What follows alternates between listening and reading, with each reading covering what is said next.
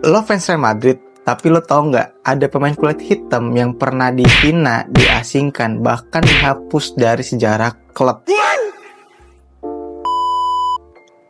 Jadi tahun 1962 Real Madrid itu pernah datangin pemain kulit hitam asal Brazil yang bernama Waldir Pereira, atau yang dunia kenal dengan nama Didi. Siapa tuh pemain? Didi ini bukan pemain biasa. Dia adalah pemain yang juara dunia bareng Pele. Kalau lu tahu Pele yang nyetak gol di final Piala Dunia dan bawa Brazil juara Piala Dunia, pemain terbaiknya itu Didi loh, bukan Pele. Jangan salah. Didi. Ingat Didi ya. Dia ini maestro lini tengah timnas Brazil dari tahun 1954 sampai 1962. Tapi semuanya berubah semenjak dia masuk Brazil, friend. Berubah gimana tuh, friend? Dia adalah pemain kulit hitam pertama yang main buat Real Madrid. Cuman sayangnya dia ngerasa nggak pernah bener-bener diterima tuh sama Real Madrid.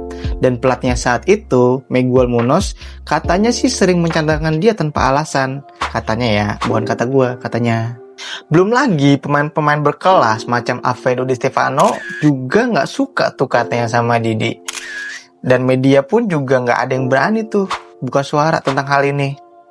Ya, amat di depan Real Madrid. Terus nasib Didi gimana tuh, friend? Ya seperti yang udah kalian tebak, Didi bertahan di Real Madrid cuma 1 musim. Iya, cuma 1 musim. Habis itu dia pergi dan nggak pernah disebut lagi dalam sejarah resmi klub. Hari ini klub-klub vokal banget ya tentang rasisme. Tapi ironisnya, dulu klub-klub diem aja tuh waktu rasisme terjadi di ruang ganti mereka. Bahkan yang lebih menyakitkan lagi, dia tuh hampir nggak pernah disebut dalam biografi resmi klub Real Madrid. Padahal kalau kita sadarin ya, dia adalah pemain yang ngebuka jalan pemain Brazil untuk main di Real Madrid. Mungkin kita nggak akan kenal Vinicius Junior.